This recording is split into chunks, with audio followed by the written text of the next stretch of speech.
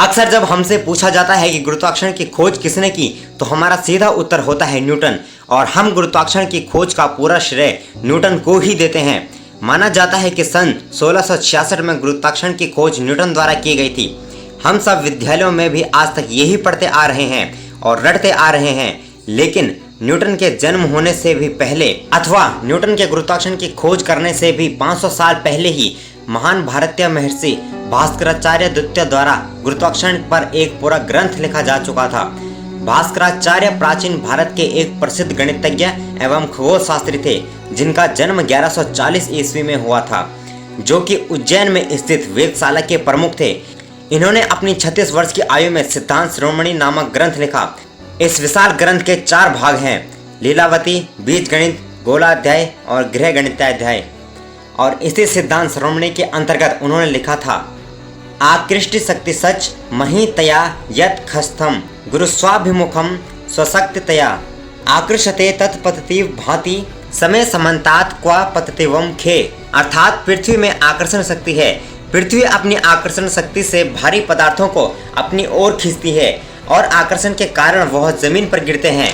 पर जब आकाश में समान ताकत चारों ओर से लगे तो कोई कैसे गिरे। अर्थात विविध ग्रहों की गुरुत्व शक्ति संतुलन बनाए रखती है।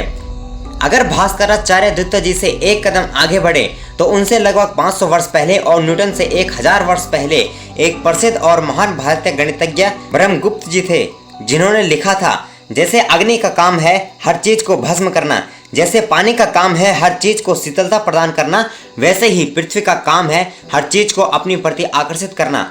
और ब्रह्मगुप्त जी की इसी प्रगति को भास्कराचार्य द्वितीय द्वारा आगे बढ़ाया गया था।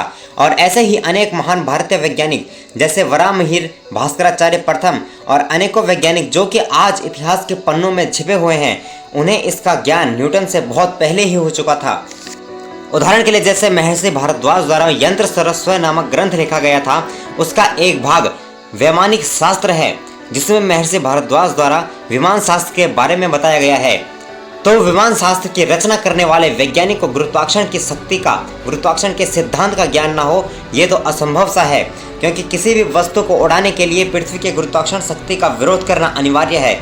जब तक कोई व्यक्ति गुरुत्वाकर्षण के बारे में पूरी तरह ना जान ले, उसके लिए विमान शास्त्र जैसा ग्रंथ लिखना संभव नहीं है। अर्थात विमान शास्त्र पर ग्रंथ लिखने वाले महान वैज्ञानिक महर्षि भारद्वाज को भी गुरुत्वाकर्षण का ज्ञान था।